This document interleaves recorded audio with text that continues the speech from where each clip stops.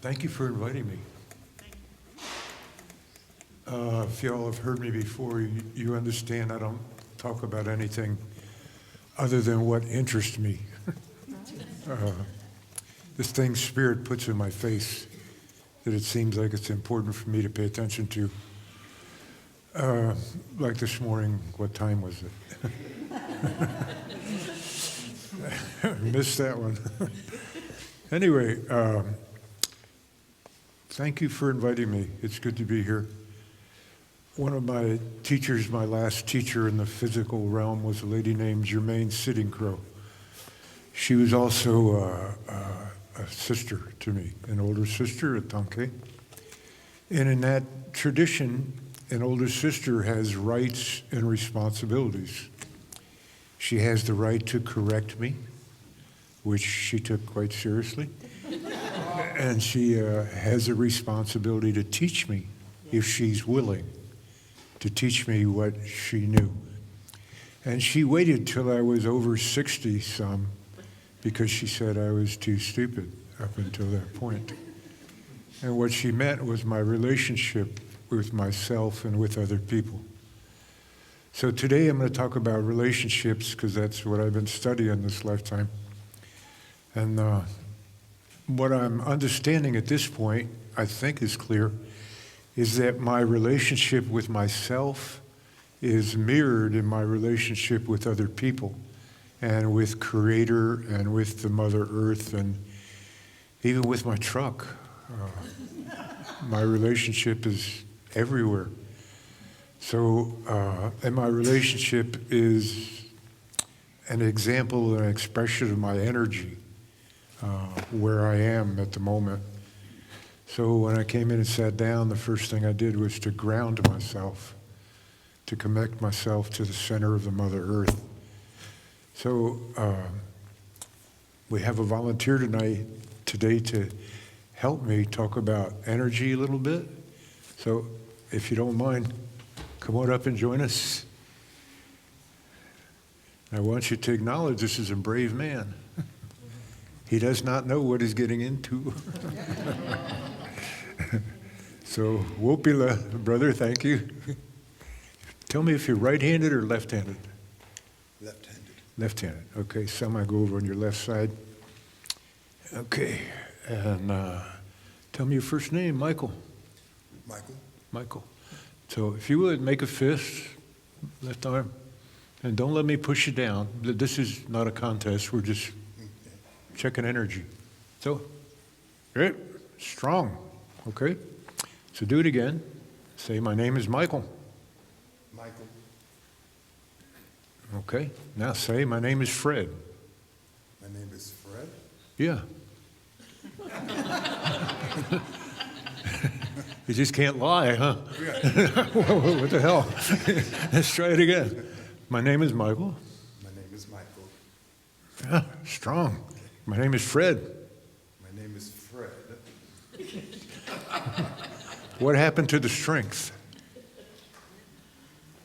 Yeah, what happened? The body will not support a lie. How about that?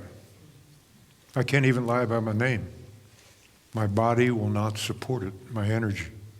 If it's all right, let's go a little further. Hold your arm out. Down. Say, I'm a good man. I'm a good man. Yeah. Okay. If you would, hold your arm out. Say, I'm a complete horse's ass. I'm a complete horse's ass.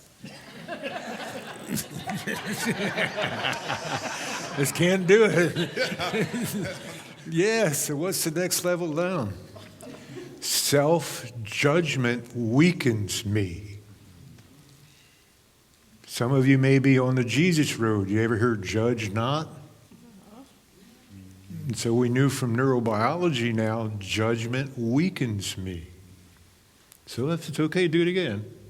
I'm a good man. I'm a good man, yes. Yes, indeed, he is a good man. All right, I'm a jerk. I'm a jerk. Thank you very much. Thank you.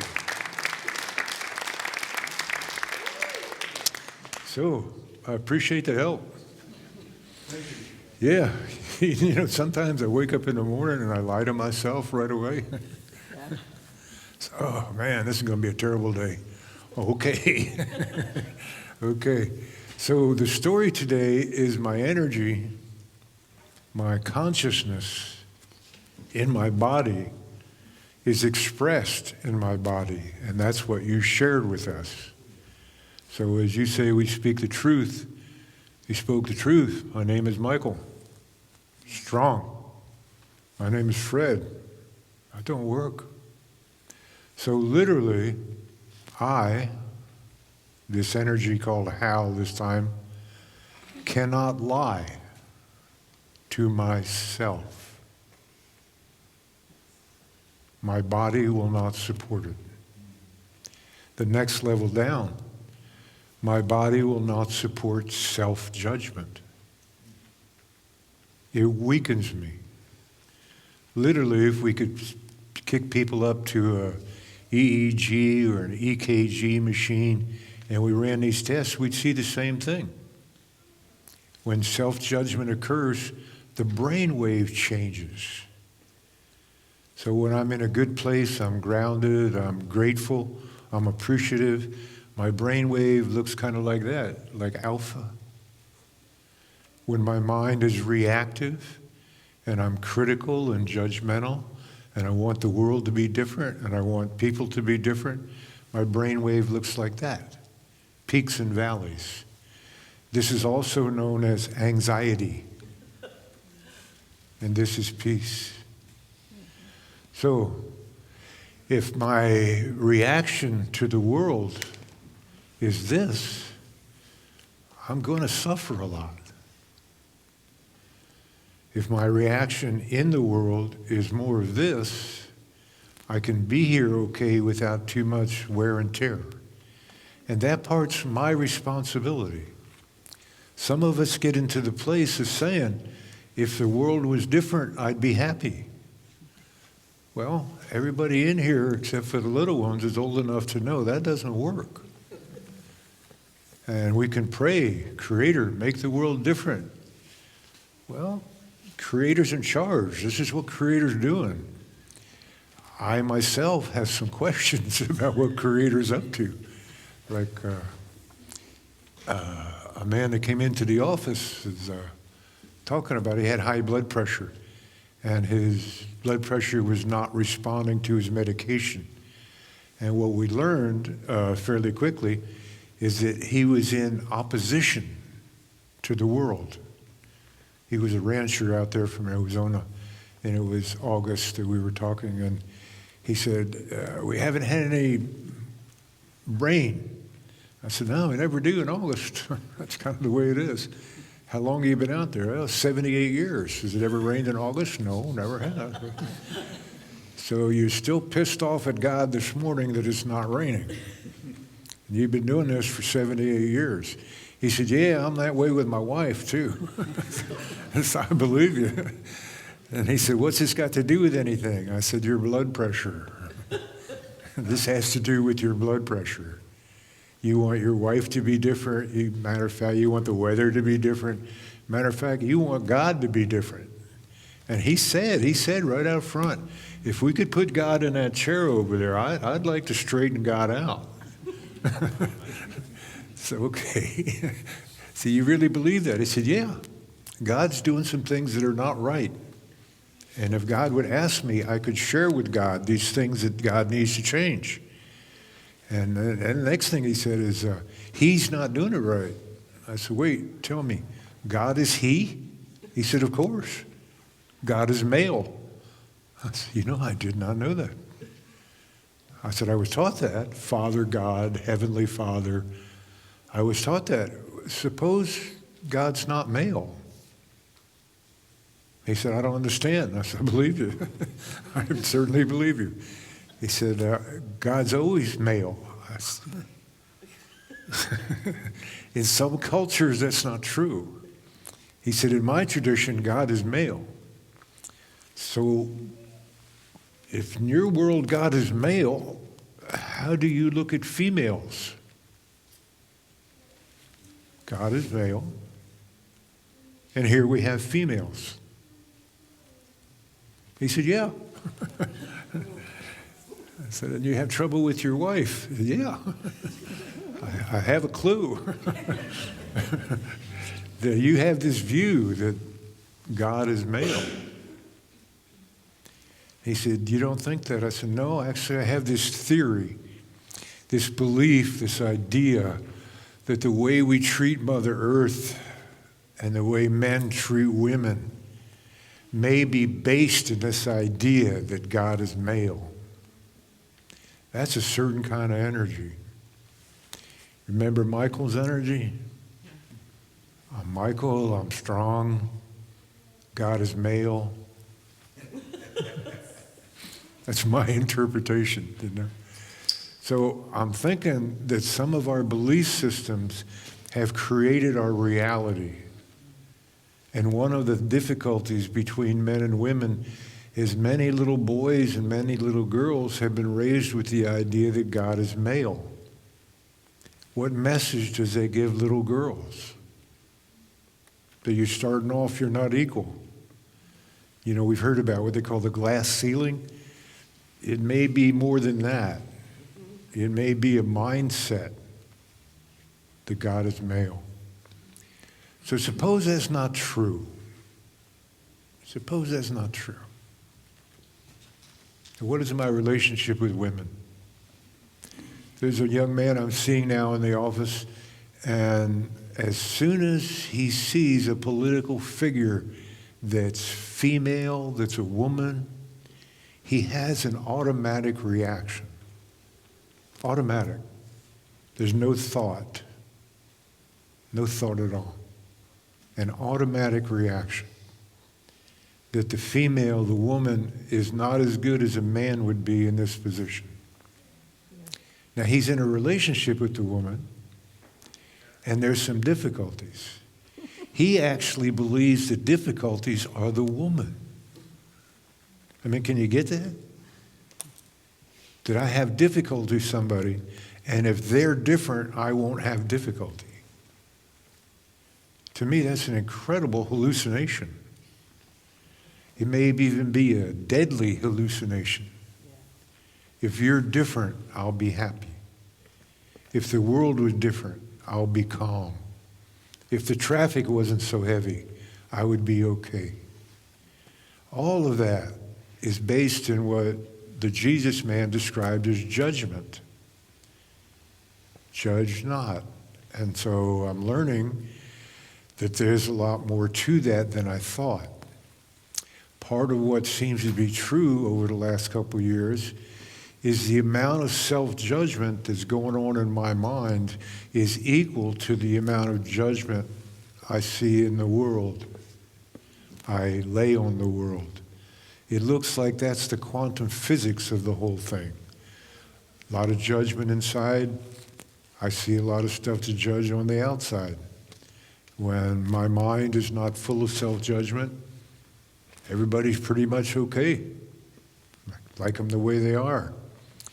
Now, it is true there's a current political figure that I have a little trouble with that. I'm assuming he's here for my spiritual growth. Because I don't know what else to do with this. I do know that I move into judgment when I hear his name. So that's my part.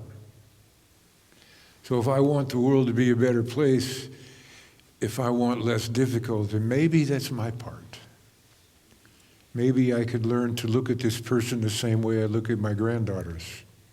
Unconditional love. I thought I knew what love was until I had granddaughters. And that changed the game. There's a lot more to it. So right now, at this stage, I'm looking at what I can do without asking anybody else to do anything. And what I can do is to look at how quickly my mind moves into judgment.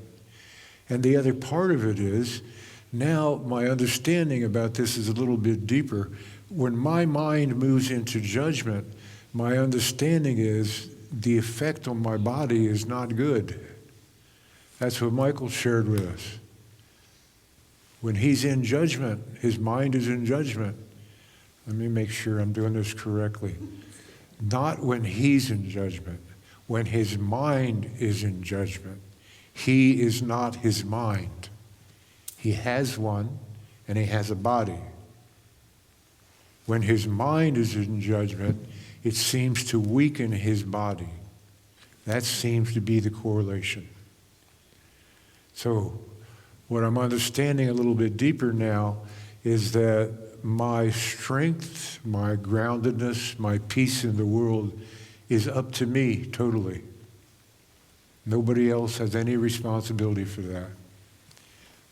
When people say, "You've ruined my day," then what somebody is saying is that I have given you the power to change how I feel. If a husband says to a wife, "You have hurt my feelings," what he has said to her is, "You're responsible for my feelings." The corollary of that is, "You be different, and then my feelings won't be hurt." So part of my intent in the work that I do, it's not really work, it's just hanging around with people. In the hanging around with people that I do is to shift the idea from "you hurt my feelings" to "I react to you." And here's an interesting thing. I could say to the woman that I'm with right now, as I said to other women, unfortunately, "You've hurt my feelings." And that way I'm making her responsible for my emotions. You get the significance of that? She's responsible for my emotions. That's this again. It's kind of subtle, but that's this again. If I say I react to you and I take responsibility for my reactions, what I begin to realize is that I've done this with every relationship with every woman in my life. So my wanting the woman to be different doesn't have anything to do with this woman. I've done this with every woman I've been in a relationship with. That's my responsibility. So at that point, in this medicine way that I'm sharing with you, we have a process called recapitulation. To recapitulate. And that's to go back through all of my relationships. And my teacher had us start with women because the group was all men at the time. And this is embarrassing. However, it's probably good for my soul. So he made us make a list of every woman we lied to have sex. Lord, I hated doing that. I did not want to do that. I have 4 granddaughters. You got it? The karma? 4 granddaughters. I lied to women to have sex. So there's the karma. There it is. So now I see now that I had made other people responsible for my happiness. And I'd done through judgment. You should be different. And then I'd be happy.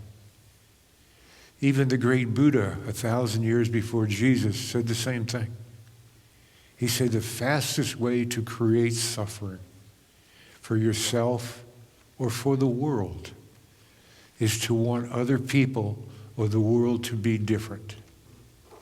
Guaranteed to create suffering immediately. Immediately. And we have this hallucination that if the world was different, I'd be happier. It's an incredible hallucination when you think about it. Because as Michael showed us, my thoughts are in creation, are in control of what happens in my body, not anything else. It didn't matter how strong I was, right? That had nothing to do with it, because we didn't use that much strength. It had to do with your integrity, that you are a good man, and that you cannot lie about that. You are a good man. So the power of that is what we use. To use it as a tool. Like, what can I learn from this? The way I talk to myself, the way I think about myself, and how do I tune into that? Well, if you're interested, life is the lesson. So as soon as I started wanting people to be different, I start suffering. Literally, as soon as I want the traffic to be different, I start suffering. I did it this morning, stopping off for some breakfast tacos on the way. And I'm wearing one of them right there. You know, and I had this idea when I got in the truck to grab a napkin and put it over my fresh shirt. Yeah, later. So that's what happens when I don't follow my intuition. Because I had a real clear image. Put a napkin over the shirt. You've done this before. I didn't do it. So I'm wearing my taco. And it's okay. It's kind of the same color, but not a lot. So anyway, that's what's going on there. So in line, waiting for the taco, the person in front of me had got their taco and they didn't take off. And I could hear it. I'm going to be late. Hurry up. You got your money. You got your tacos. Now get out of my way. And I could hear it. I mean, that comes up so quickly. So I was working with an attorney that drives down from Georgetown, and it's a 2-hour drive. And we spend 2 hours together, and then it's 2 hours back. So he spends, most of his day hanging out with me. We're driving to come see me. And our first session, we were talking about and working on this stuff like this, and he was looking at how reactive he is, how much he wants the world to be different. And, he's an attorney, so he's in court a lot, so he's trying to prove people, it's an interesting spiritual path. He's trying to prove people are wrong so he can make more money. And he gets stuck in who's right or wrong, especially for himself. So we were talking about how often he's reactive and how it works in his marriage and with his children, and that his children mirror it. He has a little boy that does the same thing back to him. And he said, "What's the matter with this kid?" I said, "He has a strong spirit. That's what, there's nothing wrong with him. You picking on him, he's going to pick on you." He said, "Well, I want him to be different." Well, good luck. You've raised a strong kid. It's not going to happen. So the instinct part of our talk, besides looking at his relationship with the world and with people and with himself, is that we finished our session, he shook my hand, and he said, I learned stuff in this time I hadn't learned. I said, I'm just amazed at what I learned. And he got out to the parking lot, out to his car, and he called me on his cell phone. I picked up the cell phone, and I said, "Yeah, hello, what up?" He said, "I'm in the parking lot." He said, "What did we talk about?" Got it? What did we talk about? I sat there with you for 2 hours. When I left, thought it was the most profound thing I'd done. And I'm out here in the parking lot. I don't remember what we talked about. He said, "Is something wrong with me?" So that might be what we call your ego. That we talked about some stuff today that your ego does not like at all. That you're responsible for your emotions. Your wife's not. You're responsible for your high blood pressure. Your boss is not. Your ego doesn't like that. You've been running the show for like 43 years of saying, if the world was different, I'd be happier. And now we just changed directions. He said, I can't remember anything we said. He said, "Did you hypnotize me?" I said, "Yes, I did." $500 an hour, 4 times a week. He said, "Quit goofing on me." I said, "I'm not. I'm not. You have hypnotized yourself." So he got about halfway back to Austin and he called me. He said, "I just remembered everything." I said, "Of course. It didn't go anywhere." But that's our ego. Our ego doesn't want to hear stuff like this. Like the world is fine, I'm the one having trouble with it. Great Spirit's in charge. So finally, I'm not in that place where I want to correct the Great Spirit because I've had some experience that doesn't work very well. And when I try to correct the Great Spirit, it's like nobody's listening. Now, why would that be? Probably because Great Spirit heard it before, huh? The world should be different, and then I'd be happy. So part of this medicine way is to begin to look for where I do this. We call it awareness, which is one leg, and responsibility, which is the other leg. Because this medicine is for two-leggeds. The four-leggeds don't need this medicine. The ones that fly, the ones that swim, the ones that crawl the earth, they don't need this medicine. They're in harmony all the time. Whether they're living or dying, no matter what they do, they're in harmony. It's us two-leggeds. So this medicine has two legs, awareness and responsibility. One, awareness, am I reacting? Am I angry? Am I upset? Am I judgmental? Am I critical? Am I wanting people to be different? And when I do, I suffer physically and emotionally. If we could check my blood pressure, you would see my blood pressure is up when I do that. If we could check my serotonin, you would see my serotonin had dropped. My immune system drops, my cortisol goes up, my homocysteine goes up. My whole blood profile changes at the moment I move from acceptance to judgment. And what's very interesting to me, particularly at this stage of my life, is how easy it is to move into judgment and how challenging it is to move back into acceptance. So I asked one of my teachers about that, and he's a native person. He said, isn't it obvious to you it's easier to go downhill than it is uphill? Oh, yeah. He said, well, that's what we're talking about. The road to hell is downhill, and it's real wide, and it's real crowded. Because he was a native person, he said, the other road is uphill.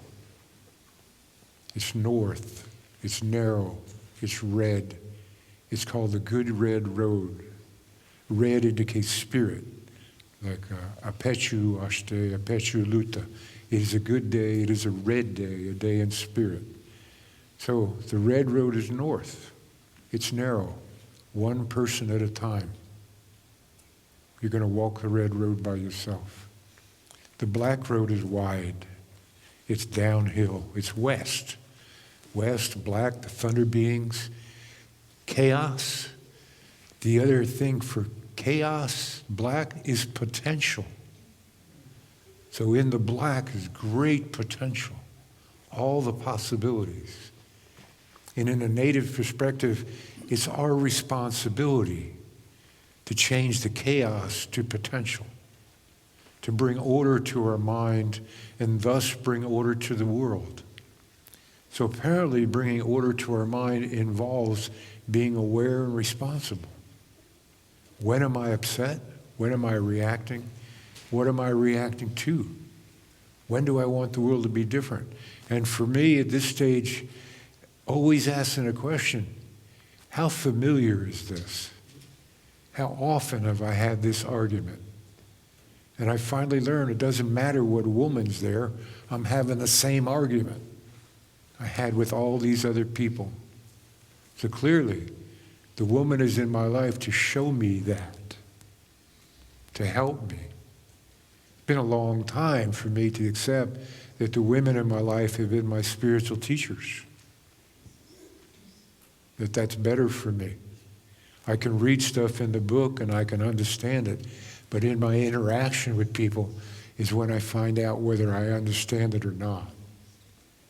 Like many people I've been with know the right things to say and they know all the spiritual talk. And we had a guy in our facility who wanted to teach yoga. Oh, meditation. He wanted to teach meditation. And he did a little class so we could kind of watch and evaluate. And it was really clear he was good at going into alpha. I mean, he could move from beta into alpha really quick. His energy changed. It was really quite impressive. And he wanted to teach meditation. And my difficulty was, just to be frank about it, I had some judgment about it. And my judgment was, he's been married 4 times and he has 11 children, and he doesn't speak to any of his children. So for me, that was, okay, you're good at meditating, and there's this other part of it. So he helped me learn that sometimes people use meditation as a way of escaping. to not deal with things. I'll just go into meditation. I'm upset. I won't deal with it. I won't look any deeper. I'll just go meditate. So I understand now that meditation, like alcohol, drugs, a computer, anything, can be used to avoid. And he helped me learn that. He got a little annoyed that I didn't want to hire him. But then that's the other part. I got to deal with his judgment of me. And just like his children, I wasn't good enough. So those are opportunities that the great mystery gives me. The Spirit, if I'm interested, will help me see how quickly do I react? How repetitive is this? And then the bottom part of it, am I tired of reacting like this? Am I tired of being a leaf at the mercy of the wind? That the external world is in charge of how I feel instead of I'm in charge of how I feel. So that's the way my teacher expressed it, to live as a leaf at the mercy of the wind, rather than to be free.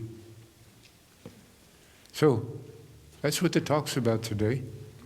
It's mostly about what I'm studying, what I'm trying to learn. So I'm responsible. Thoughts create emotions. Emotions create feelings. And that's what you helped us learn today.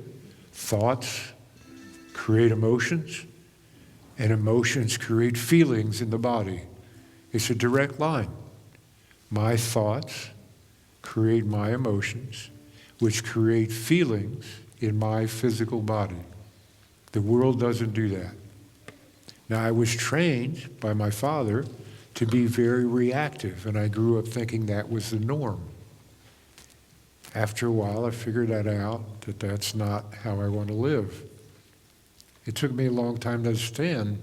My father seemed very powerful, but actually he was a leaf at the mercy of the wind. Anything happened, he got angry. And he raised 3 sons. So you can imagine how we were raised. So part of the story is I couldn't wait to sign up to go to Vietnam. What does that tell you? It wasn't those little short black-haired guys that I wanted to kill. It was my father. But the Army loves angry young men. Millions of them. They know right where to use them, right? So I was one of those angry young men. And it took me a while to learn. I don't really have any problem with those people over there. Like Cassius Clay, Muhammad Ali. I don't know, some of you old enough to remember when they tried to draft him, he said, I don't have any problem with those people. I'm not going to fight them. I'm not going to do that. Yeah, so that's what I learned afterward. So thank you all for listening to me, for giving me this opportunity. My prayer is that some of this is worthwhile to you in some practical way. My older sister, Jermaine Sitting Crow, would often say to me, if it's not practical, then it's not really spiritual. If I cannot use it in my everyday life, it is not spiritual, it's just talk. So thank you for letting me talk.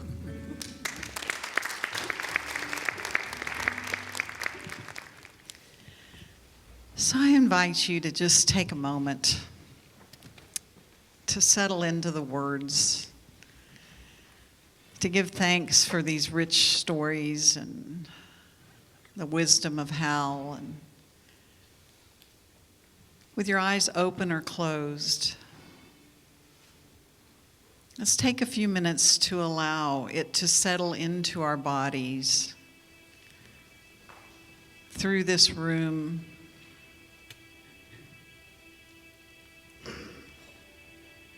through the ears of our hearts, and sink into the fullness of our being. Remembering that everyone, each interaction is a teacher, is a guide for learning for touching into the truth of who we truly are.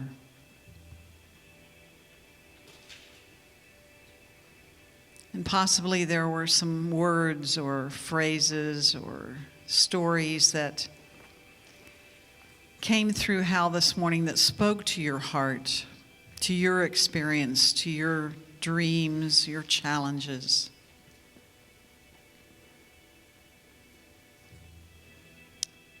Or perhaps there were seeds planted in your consciousness that will come to fruition in ways that you can't begin to imagine right now.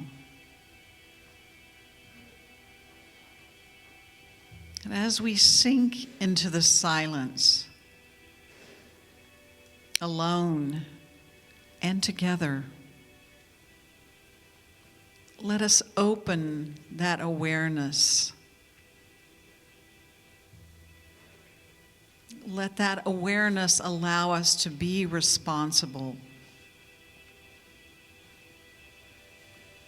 each in our own way.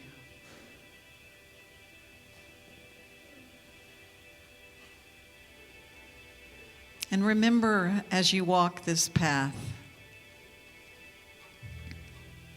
that you are not the only one that will benefit from this time, this exploration, this way of learning.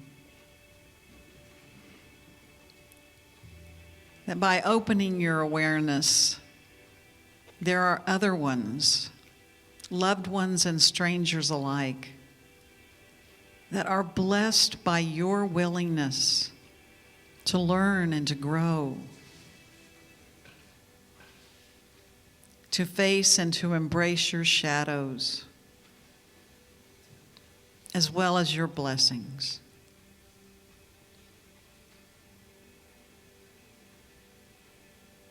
Take a few moments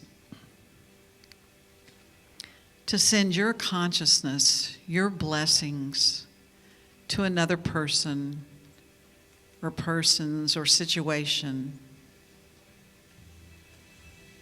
by simply sending forth your love, your light, your prayer, your affirmation for the highest good for all.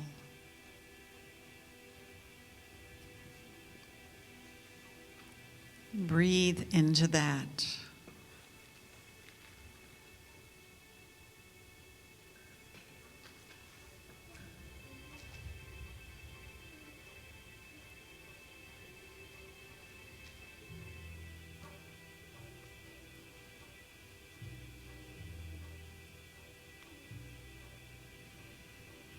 May you, may we, may all beings be blessed by our willingness to do this. And so it is.